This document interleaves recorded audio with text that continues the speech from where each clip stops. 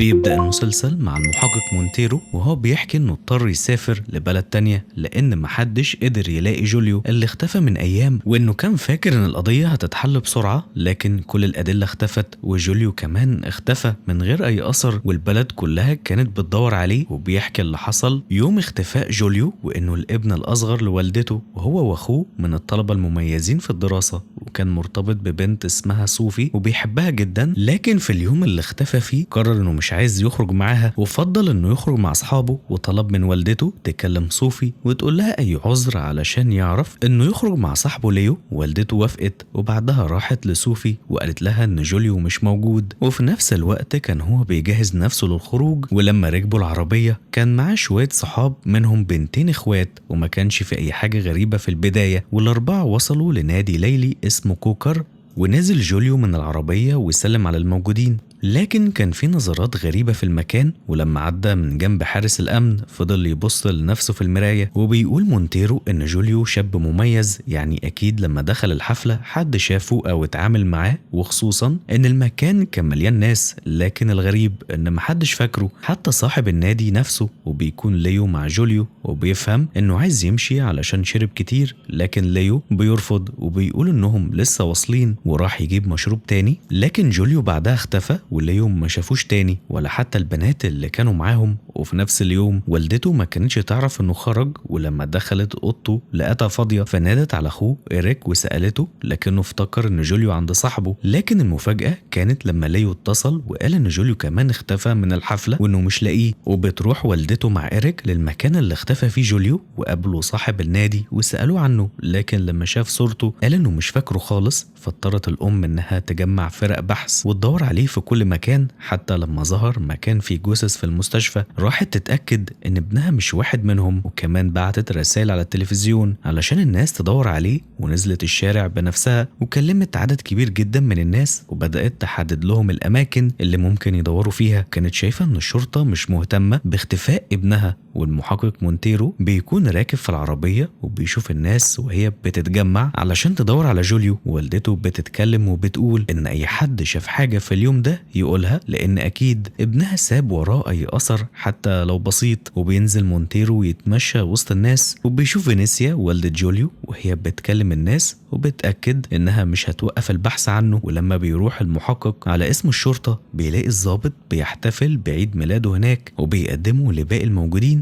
وبيقول لهم ان مونتيرو واحد من اهم المحققين في سانتياغو واللي حل قضايا كبيرة قبل كده. وبعدها بيطلب مونتيرو من رئيس القسم انه ياخد المعلومات اللي اتجمعت الفترة اللي فاتت ويشتغل عليها هو وفريقه لوحدهم، لكن رئيس القسم بيرفض وبيقول انهم هيشتغلوا كفريق واحد. وقبل ما مونتيرو يرد بيجي بلاغ ان في شاهد على جوليو، لكن محتاجين مترجم للغة الاشارة، وبياخد مونتيرو مساعده وبيروحوا، وبيكون شاطر جدا في لغة الاشارة وبيسأل الشاهد عن اللي حصل. الشاهد بيحكي انه كان قاعد في مطعم وفجأة عربية غريبة خطفته وخدوه لمكان تاني وحبسوه في أوضة وضربوه، وكان في حد تاني محبوس معاه في نفس الأوضة، وده كان جوليو، وكان مضروب وجسمه كله كدمات. ولما المحقق بيرد عليه صورة جوليو الشاهد بيأكد انه هو اللي شافه، وبعدها بيسأله عن شكل المكان فبيوصفه انه كان في الغابة ومبنى من الخشب. وبتوصل القاضية المسؤولة عن القضية وبتعرف ان رئيس القسم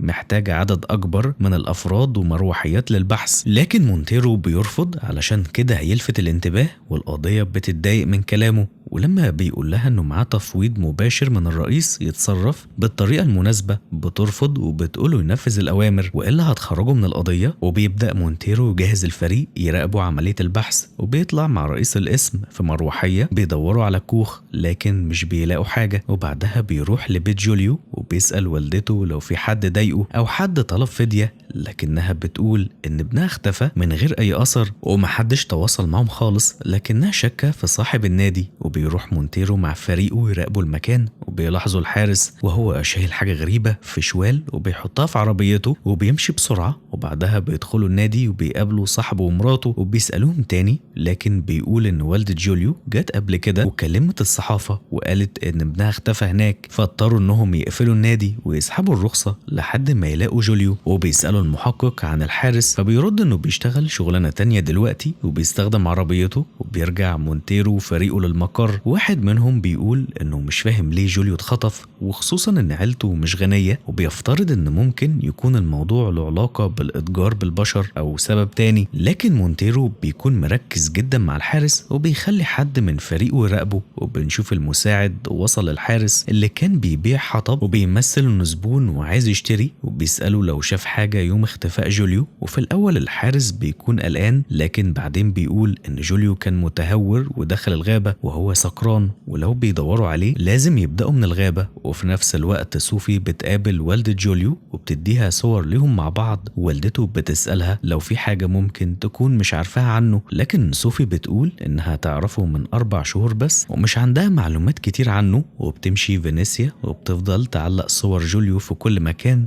وإيريك بيكون بيساعدها. والمحقق بيتواصل مع المحطة اللي الشاهد اتخطف من عندها، لكن لما بيسأل عن تسجيلات الكاميرات بيقولوا انهم بيستخدموا نفس الأشرطة من سنين ومفيش اي تسجيلات متاحة، وكمان مش عارفين حاجة عن العربية ولا عن صاحب النادي. وبعدها بيروحوا للمطعم اللي الشاهد وصفه وبيسألوه عن اللي حصل يوم اختفائه. وصاحب المطعم بيقول ان الراجل اللي بيسألوا عنه كان يومها عصبي جدا وبيخبط في اي حد وبيتخانق مع الكل، وبيديهم عنوان مراته علشان ممكن تفيدهم. ولما بيروحوا بيسألوها عن جوزها ما بيوصلوش لأي حاجة مفيدة، وبيخرجوا وهم حاسين انهم رجعوا لنقطة الصفر. لكن لما مونتيرو بيرجع البيت بيبدأ يراجع كل اللي اتقال وبيدقق في كلام الشاهد وباقي الأدلة، وبيكتشف حاجة مهمة ان الشاهد الأصم كان بيكذب. هو قال انه شاف جوليو، لكن الحقيقة انه خرج من المطعم وهو مش سكران، ولما صحي تاني يوم لقى نفسه في القسم لأن دورية شرطة قبضت عليه وهو نايم في الشارع. وبيبلغ المحقق والدة جوليو بالحقيقة وبيقول لها ان هو وفريقه هيستلموا القضية بشكل رسمي من دلوقتي وهيشتغلوا عليها بنفسهم. وفي نفس الوقت بنشوف كنيسة صغيرة في القرية والكاهن فيها بيرتب مواعيد جلسات الاعتراف، لكن واضح انه بيستغل اعترافات الستات اللي بتيجي تحكي له مشاكلها. وتاني يوم والدة جوليو بتروح لمحل تصوير وبتطلب يطلع الصور اللي موجودة في الشريط اللي صوفي ادتهوله.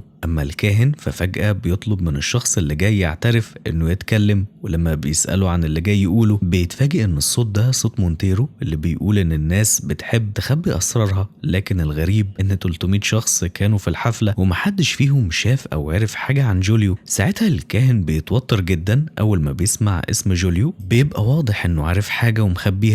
ولما بيحاول يدور على الشخص اللي كان بيتكلم بيلاقيه اختفى ومشي بسرعة من المكان. وتاني يوم فينيسيا بتستلم الصور من محل التصوير وبعدها بتروح الكنيسة وبيكون نفس الكاهن موجود والناس كلها متجمعة علشان تساند عيلة جوليو لحد ما يلاقوه. وبتطلع فينيسيا قدام الناس وبتقول ان اي حد عارف حاجة عن اختفاء ابنها وساكت يبقى مذنب زي اللي عمل كده بالظبط. وساعتها الكاهن بيتوتر جدا وبيبقى واضح انه متضايق ومش قادر يقعد، فبيقوم وبيمشي. والمحقق مونتيرو بياخد باله من تصرفاته وبنشوف الكاهن في مكان تاني ورجله متعورة وبيفكر في كلام والدة جوليو. وفي نفس الوقت مونتيرو بيضم عضو جديد لفريقه وهي المحققة فاسكيز وبيقعدها معاهم في التحقيق. وبيروح إيريك لبيت ليو صاحب أخوه، لكن أهله بيرفضوا إنهم يقابلوه أو حتى يخلوه يكلمه، وإنه لو عايز حاجة يتكلم مع المحامي. لكن وهو ماشي بيلاحظ إن جاكيت جوليو موجود هناك في البيت، وبيروح إيريك لوالدته عند المحكمة وكانت واقفة بتوزع منشورات فيها صورة جوليو وبيقولها على الجاكيت وإنه كان عند ليو. فبتروح على طول على مدرسته وبتسأله قدام زمايله عن الجاكيت وليه عنده وما قالش أي حاجة، وليو بيخاف جدا وما بيعرفش يرد. ففينيسيا بتسيبه وتمشي. وفي نفس الوقت الكاهن بيروح يقابل واحد صاحبه وبيقوله إن في حد عايز يشوفه، فبيتوتر جدا لأنه حاسس إن ممكن يكون انكشف. لكن لما بيروح بيلاقي إن الشخص عادي جدا وكان بس عايز يشكره. أما صاحب النادي فبيروح يشيل الملصقات اللي عليها صورة جوليو من على المبنى، لكن قبل ما بيمشي الشرطة بتيجي وبتقبض عليه. ولما بيسألهم عن السبب مونتيرو بيبعت فريقه مع الشرطة علشان يرتبوا خطة يفضل بيها صاحب النادي محبوس فترة. وفي نفس الوقت باقي الفريق بيقعد مع مونتير يراجعوا القضية علشان يفهموا ليه ليو رافض يتكلم مع المحققين. وبالليل مونتير بيبعت مساعده للحانة اللي ليو بيقعد فيها، ولما بيدخل بيلاقي كل اللي في المكان أصلا بيسألوا ليو عن اللي حصل يومها، لكنه بينكر إنه يعرف أي حاجة وبيتضايق من كثرة الأسئلة اللي خلت الناس تشك فيه كأنه مشارك في الجريمة وبيمشي من المكان. تاني يوم المساعد بيحكي لمونتيرو اللي حصل، لكن المحقق بيتضايق لأنه سابه وما اتكلمش معاه ولا حتى حاول يقرب منه، وكان المفروض يعزمه على مشروب ويفتح معاه كلام. فبيأمره يرجع تاني يراقب ليو ويحاول يتكلم معاه أكتر وإلا هيستبعده من الفريق. وبيكون الكاهن في الكنيسة ومتجمع حواليه الناس كتير وبيشرح لهم عن النجوم والكواكب، لكن لما المدير بتاعه بيوصل بيقولوا إن في حد اعترف باعتراف خطير جدا له علاقة بجوليو بس راح للكنيسة الأكبر. والكاهن بيقول إنه كان لسه بيفكر إزاي يساعد عيلة جوليو، لكن لما بيكتشف إن المدير مش عارف مين الشخص ده بيسكت وبيقفل الموضوع. وفي نفس الوقت بنشوف صاحب الملهى الليلي خارج من السجن هو ومراته، والناس بتتعامل معاهم كأنهم نجوم. وبعد كده القاضية بتقول إنهم مش هيقدروا يستجوبوا ليو لأن المحامي بتاعه مانحهم من آخر مرة، لكنها بتقترح حل تاني إنهم يودوه لدكتور نفسي ويستجوبوه بالتنويم المغناطيسي. وليو بيوافق لأنه عايز يساعد في العثور على جوليو، وبيبدأ يحكي إنه كان خارج مع جوليو والبنتين الإخوات، وإن جوليو كان بيعزف على الجيتار وده كان مخليه يحس بالغيرة شوية. وبيقول إنهم كانوا المفروض يمشوا بدري، لكنه ما بيقولش إن جوليو دخل في علاقة مع ماريا واحدة من البنتين.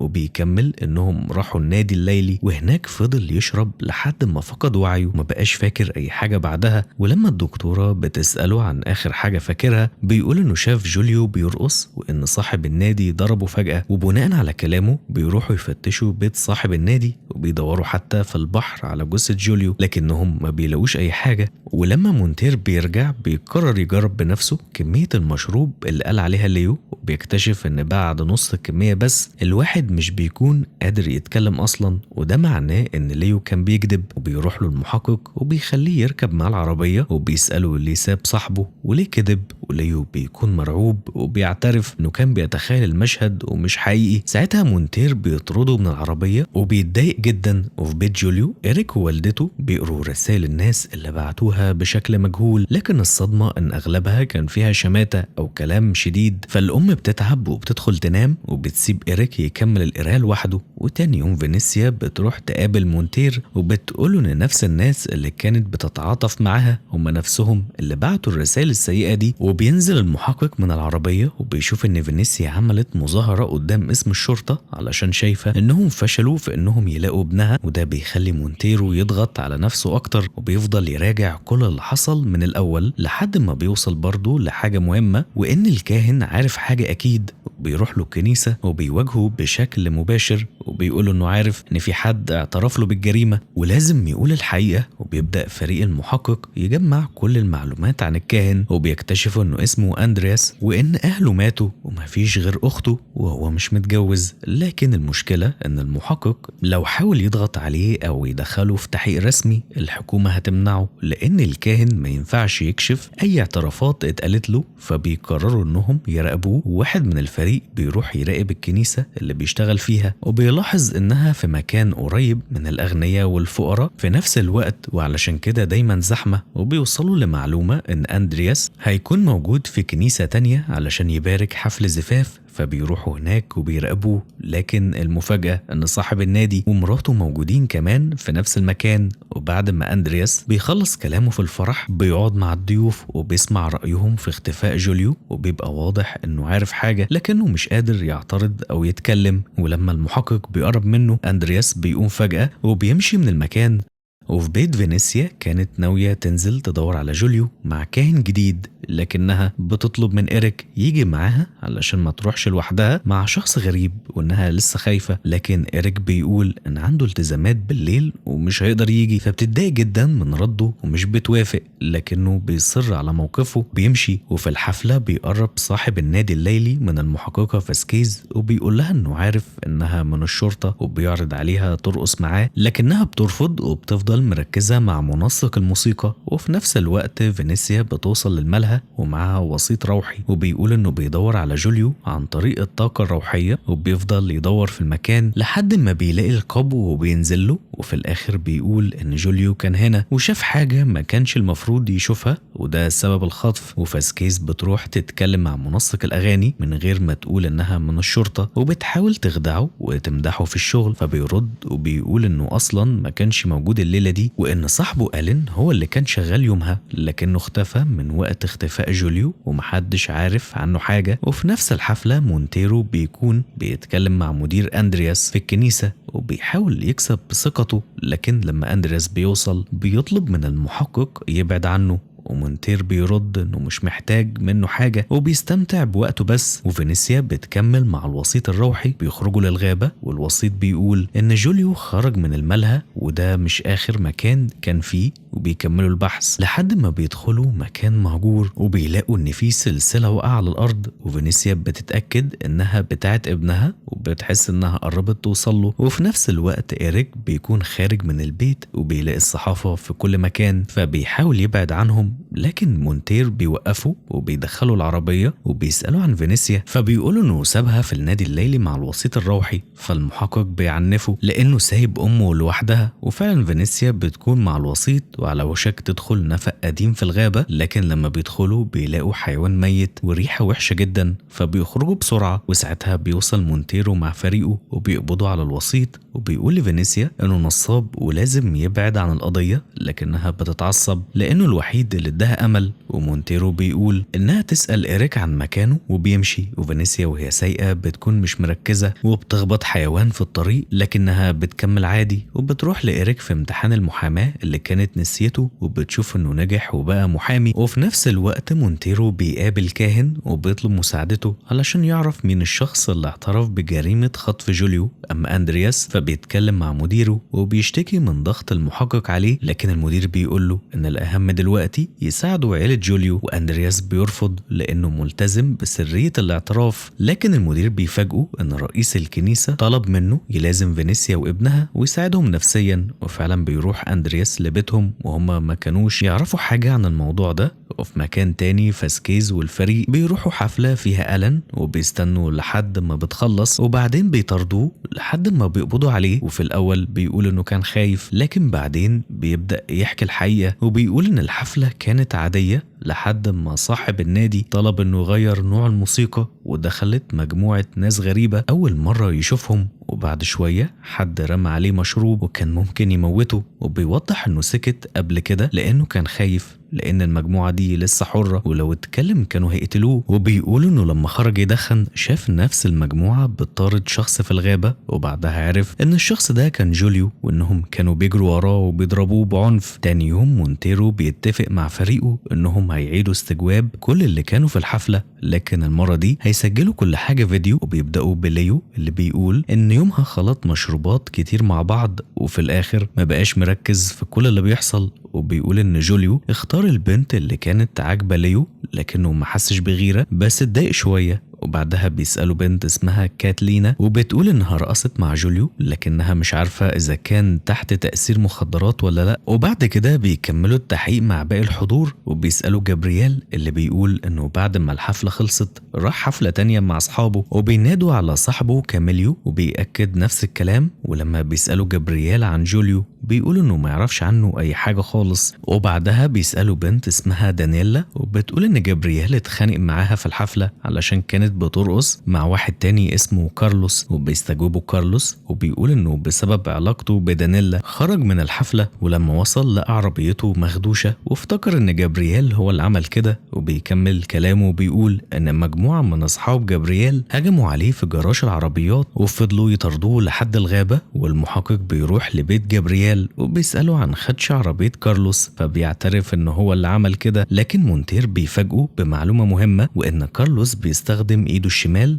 وعلى عكس الخدش كان اتجاهه من اليمين حسب التقرير الطبي الشرعي. وجابرييل بيحاول يتهرب من الكلام وبيقول انه مش مهتم وانه قابل كارلوس في الجامعة وتصالحوا. وفي نفس الوقت الكاهن بيكون في بيت جوليو وبيلاحظ ان فينيسيا بدأت تندمج جدا مع الوسيط الروحي وبتفضل تسأله طول الوقت عن ابنها. والوسيط بيقول ان جوليو اتورط مع ناس خطيرة ومش عايز يورط عيلته معاه. وتاني يوم رئيس الشرطة بيقول لمونتير ان الحكومة عايزة تغير المحقق والفريق بتاعه بسبب ضغط فينيسيا المستمر عليهم من خلال الإعلام، لكن مونتير بيطلب فرصة أخيرة يراجع فيها موقع الحادثة لأنه شايف أنه وصل لدليل جديد. ورئيس الشرطة بيوافق لكن بشرط أنهم يشتغلوا لوحدهم ومن غير أي دعم. ولما بيروحوا الأرشيف بيلاقوه متبهدل جدا وهيحتاج بيحتاج وقت طويل، لكن مونتيرو بياخد فريقه وبيبدأوا يدوروا لحد ما بيلاقوا ملف عن محاولة انتحار حصلت بعد اختفاء جوليو. وتاني يوم بيروحوا المكان وبيحاولوا يفهموا اللي حصل، وفي نفس الوقت فينيسيا بتشوف حد من ظهره فبتفتكره جوليو وبتمشي وراه من غير ما تحس لحد ما بتعدي الشارع وبتتخبط بعربية وبتقع وبتفوق في المستشفى. وإيريك بيفضل جنبها طول اليوم والدكتورة بتقول إنها هتبقى كويسة خلال أيام، لكن إيريك بيلوم الكاهن أندرياس وبيقوله إن أمه كانت ممكن تموت بسبب تأثير الوسيط الروحي وإن وجوده ملوش لازمة. وأندرياس بيرجع يتواصل مع مونتيرو وبيطلب منه يساعده يثبت إن الوسيط الروحي نصاب، ومونتيرو بيحذره إن فينيسيا في حالة صعبة ولازم يتعامل بحذر، وأول خطوة إنه يثبت كذب الوسيط ويقربها للحقيقة. وبالفعل أندرياس بيساعده وبيقترح عليه يسأل الشهود عن مكان القمر وقت الحفلة، فمونتيرو بيروح مع كارلوس للمكان وبيسأله فبيرد بسرعة إن القمر كان مكتمل. وفي نفس الوقت أندرياس بيراقب الوسيط الروحي في بيت فينيسيا وبيكتشف إنه بيسرق حاجات وبيحطها في أماكن تانية علشان يبان إنه بيتواصل مع جوليو، فبيواجهه وبيهدده. ولما الوسيط بينكشف فينيسيا بتفهم الحقيقة وبتطرده من البيت. وعلى الناحية التانية مونتيرو بيقابل الضابط اللي استلم بلاغ محاولة الانتحار وبيعرف منه إن في شابين بلغوا عن حد رمى نفسه من على الكوبري، لكن ما لقوش جثة بس لقوا أثر الجزمة بتاعته. وبيبدأ المحقق يشك إن الشابين دول هما جابرييل وكاميليو، ولما بيراجعوا التسجيلات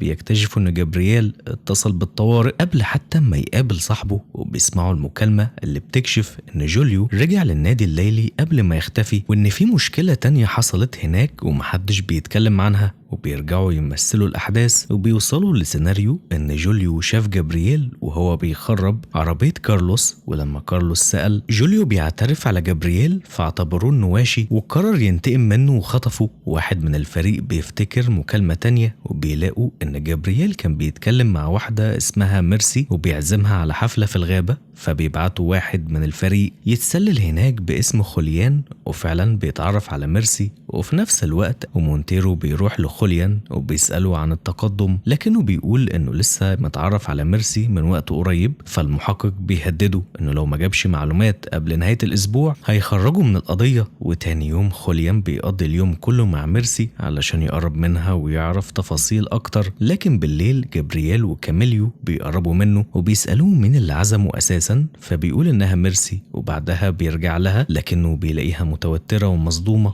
وبعد ما بيضغط عليها بتقوله إنها سمعت إن جابرييل وأصحابه ناويين يولعوا فيها ويقتلوها، فصاحبتها بتاخدها بسرعة وبتمشي بيها على الحمام. وبنشوف إن المحقق مونتيرو قدر يوصل لشريط فيديو لجابرييل وأصحابه وهما في البيت بيشربوا كمية كبيرة من الكحول والمخدرات في نفس نهاية الأسبوع اللي اختفى فيها جوليو، لكن القاضية بترفض تستخدمه كدليل وبتقول إنها محتاجة شاهد أو دليل قوي يربطهم بالقضية. وبيروح مونتيرو لخوليان وبيسأله عن ميرسي وبيلاحظ إنه بدأ يتعاطف معاها، فبيهدده تاني إنه لو ما جابش معلومات جديدة مش هيقبض مرتبه. وفي نفس الوقت الكاهن أندرياس بيشوف إيريك وهو بيتفرج على ذكرياته مع أخوه في أعياد الميلاد وبيطلب منه إنه يمشي ويجيب كاهن تاني، لكن إيريك بيرفض وبيقوله إن أمه اتحسنت من ساعة ما أندرياس بقى معاهم. وفي مكان تاني جابرييل بيكون في حفلة صغيرة وبيقابل خوليان وميرسي وبيقوله يجي معاهم يشتروا مخدرات، وخوليان بيوافق لأنه مضطر يمثل. وفي مقر مونتيرو الفريق بيقول إنهم قدروا يحددوا أصوات جابرييل وأصحابه من التسجيلات وبيحللوا مكالمة بينه وبين كاميليو وبيلاقوا إنهم كانوا هيتقابلوا في مكان قريب،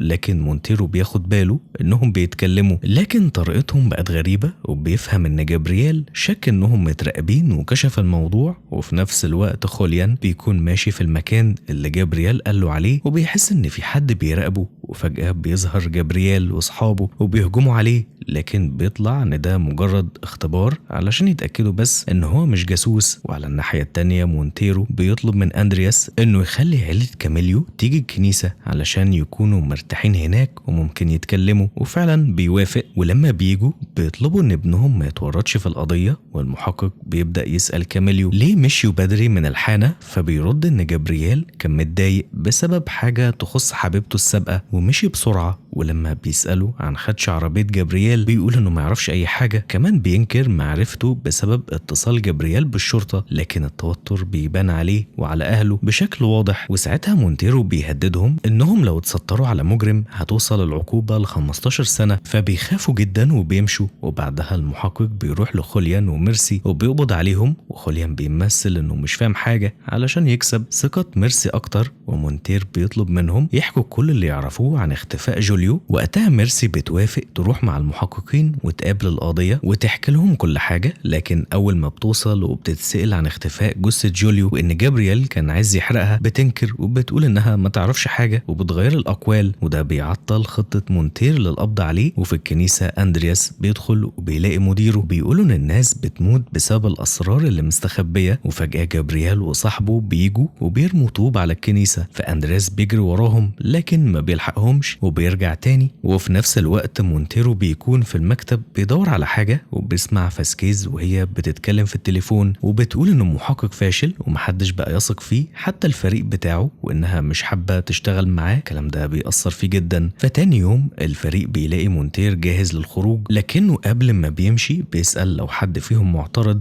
فمحدش بيرد وبيقول انه رايح للكنيسة. وفي الكنيسة فينيسيا بتطلب من أندرياس يقرأ الالتماس بتاعها عن ابنها لكنه بيرفض. وإيريك بيشكر الناس على دعمهم وبيعرض فيديو لعيد ميلاد جوليو قبل ما يختفي. ولما بيجي دور أندرياس بيدعي بالكلام اللي في الورقة وبيرفض وبيقول إنه مش هيقدر يدعي بحاجة مش هتحصل، وإن جوليو مات بسبب الفساد واتخطف واتقتل، لكنه مش هيقدر يقول مين اللي اعترف له بده. والكلام ده بيصدم فينيسيا وإيريك وبيمشوا من الكنيسة وهم متأكدين إن جوليو خلاص مات وبيقعدوا لوحدهم. وتاني يوم أندرياس بيروح للقاضية علشان يوضح كلامه، لكنه بيرفض يقول أي تفاصيل بسبب سرية الاعتراف. وبيمشي مع مونتيرو والمحقق بيقول له ان في حد هيحميه الفتره اللي جايه. وبعدها اندرياس بيقابل إيريك وبيحاول يبرر انه كان بيلمح للحقيقه، لكن إيريك بيتهمه بالجبن لانه سايب القاتل حر. وفي نفس الوقت مونتيرو بيعرف ان والد جابرييل صاحب شركه مقاولات وان اخر مشروع ليه كان كوبري، وهو في نفس المكان اللي جابرييل قال ان جوليو انتحر منه. وبيروح المحقق للقاضيه وبيقترح ان الجثه ممكن يكون خبوها في اعمال البناء، لكن القاضيه بترفض تهد الكوبري وبدل كده بتقرر تعمل محاكاة للواقعة. وتاني يوم الصحافة وأهل البلد بيحضروا وبيبدأ أصحاب جابرييل يمثلوا اللي حصل وبيقولوا إنهم رجعوا للنادي بسبب خدش العربية واتخانقوا مع كارلوس وضربوه ومشيوا. ولما جابرييل بيتسأل بيقولوا إنه بيتعاطى مخدرات كل نهاية الأسبوع، لكن القاضية بتستغرب إنه فاكر تفاصيل كتير جدا ومش فاكر يوم اختفاء جوليو تحديدا. وبتواجهه بالتناقض اللي بيقوله، خاصة إنه ساق العربية وهو تحت تأثير المخدرات واتخانق وضرب لكن مش فاكر الأحداث المهمة. وكمان بتسأله ليه بلغ عن انتحار شاب وهو كان قبلها بيتخانق، فبيبان التناقض لكنه بيصر على كلامه. وفي نفس الوقت إيريك بيلاقي فتحة في الأرض جنب النادي، ولما بيسأل صاحب المكان بيقوله إنها للصرف ومقفولة كويس. وإيريك بيحاول يوصل للحقيقة لكن محدش بيسمع له، وبيروح للقاضية وبيطلب منها تشوف المكان لكنها بترفض وبتقوله لازم يحجز ميعاد رسمي. وبعدها فريق مونتير بيتكلموا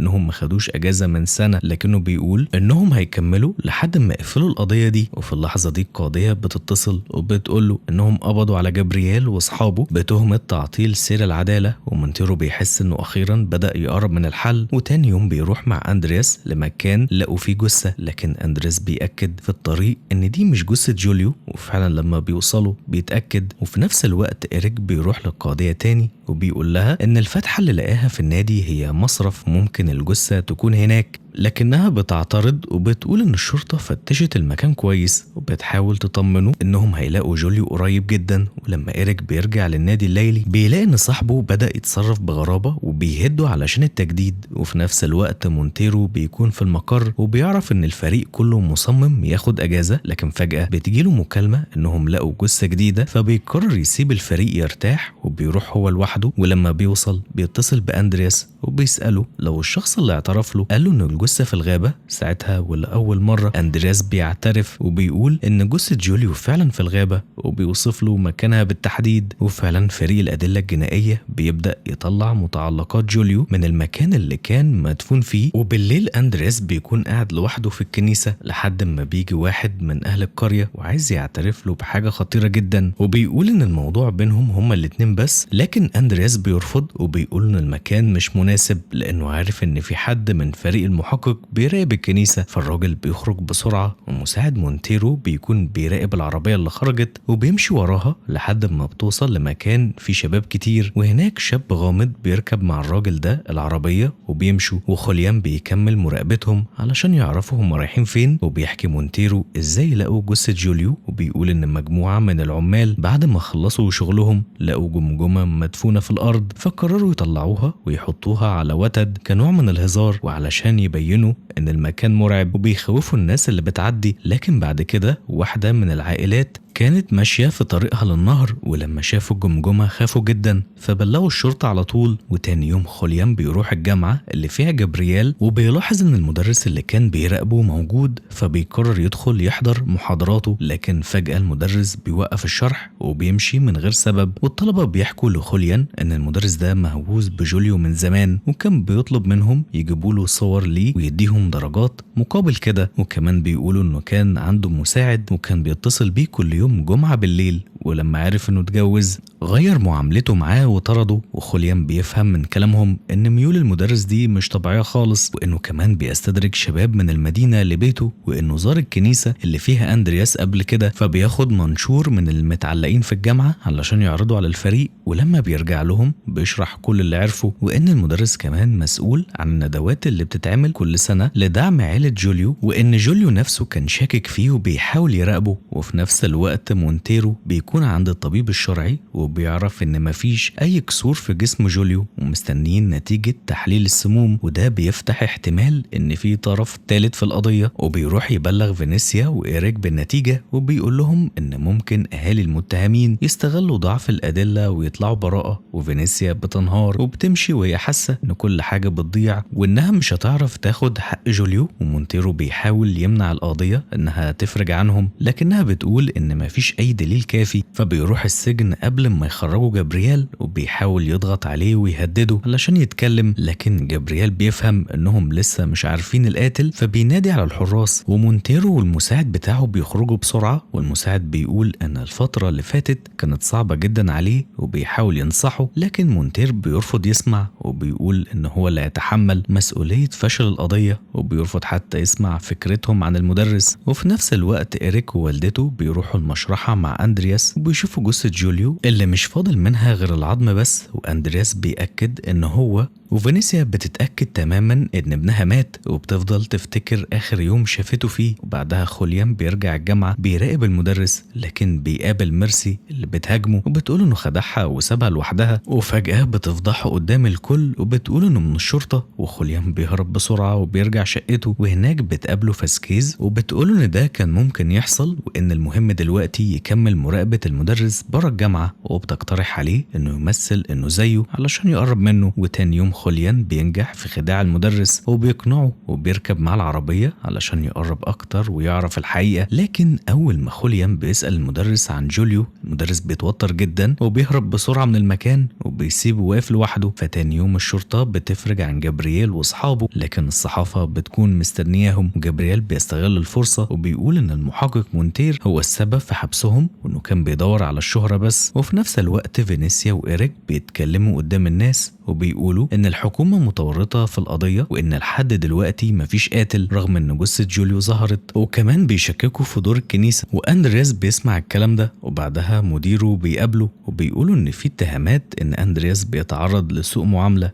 لكن هو بينكر، وبيقولوا لو في حاجة بيخططوا لها ينفذوها. وبيطلب أندرياس يقابل رئيس الأساقفة، لكن المدير بيرفض وبيقولوا إن أي كلام عايز يقوله هنا. فبيضطر أندرياس يسكت. وفي نفس الوقت فاسكيز بتكون شغالة لوحدها بتجمع الأدلة وبتراقب المدرس وبتحاول تربط كل الخيوط. ولما مونتير بيدخل يراجع الملفات وهي مش موجودة، بيشوف التحقيق اللي هي عملته وبيكتشف إن في أكتر من دليل بيشير إن المدرس له علاقة القضية. ساعتها مونتير بيحس بصدمة وبيبدأ يستوعب ان الحقيقة كانت قدامه طول الوقت اللي فات لكن ما كانش شايفها. وتاني يوم المدرس بيكون راكب عربيته ومشغل موسيقى، لكن فجأة العربية بتنفجر، وفي نفس الوقت فينيسيا بتلاقي أخت المدرس بتتواصل معاها وبتسألها عن أخوها لأنه مختفي من كام يوم ومحدش عارف له طريق. وفاسكيز بتجمع الفريق وبتقرر إنها تكمل التحقيق لوحدها، وبتعرض نظريتها إن المكان اللي لقوا فيه الجثة قريب من النادي وإن في آثار مهدئ في جسم جوليو، وده بيخليهم يشكوا إن المدرس قرب منه وهو راجع البيت وخده في عربيته. ولما المهدئ بدأ يشتغل حاول يعتدي عليه، لكن الجرعة كانت زيادة وتسببت إنه يموت، فدفنه في المكان اللي لقوه فيه. وبتقول كمان إن المدرس اطمن لما جبريال واصحابه اتحبسوا، فده خلاه يرجع لحياته الطبيعية. لكن لما بيروحوا يقولوا لمونتير بيتضايق جدا إنهم كانوا بيشتغلوا من وراه وبيرفض النظرية بتاعتهم، وحتى رافض يحقق مع المدرس. بعدها بيجي بلاغ عن عربية المدرس اللي انفجرت، وبيكون واضح جدا إن الانفجار ده بدأ من تحت كرسي السواق، يعني احتمال قنبلة كانت محطوطة وكمان مفاتيح العربية مش موجودة، وإن ممكن حد يكون أخدها قبل وصول الشرطة. وفاسكيز بتقول إن المشتبه الرئيسي كان في إيدهم، لكن مونتيرو رفض وبيرد إن المهدئ ممكن أي حد يشتريه، وإن مفيش دليل يربط المدرس بالمكان، ممكن يكون انتحر أساسا. ولما بيروحوا لأخته بيلاقوها عند القبر بتاعه، لكنها بترفض تتكلم وبتطلب منهم يوقفوا التحقيق لأنه جاب لها عار. وفاسكيز بتحاول تقنع فينيسيا بالنظرية، لكن فينيسيا بترفض تصدق وبتقول حتى لو عرفوا الجاني هو مات خلاص، وإن حق ابنها لسه مرجعش. ومونتيرو بيروح لأندرياس وبيقولوا إن في خطر على حياته وإن الحماية اتشالت لأنه رفض يتكلم قدام القاضية. وتاني يوم فينيسيا بتلاقي رسالة من مجهول بتقول إن جثة جوليو كانت في عربية معينة، ومونتيرو بيراجع الرقم وبيعرف إن العربية دي كانت ملك لعيلة جبريال واتباعت قبل كده، وبيلاقيها في ساحة الخردة. وبيروح للقاضية لكنها بتقول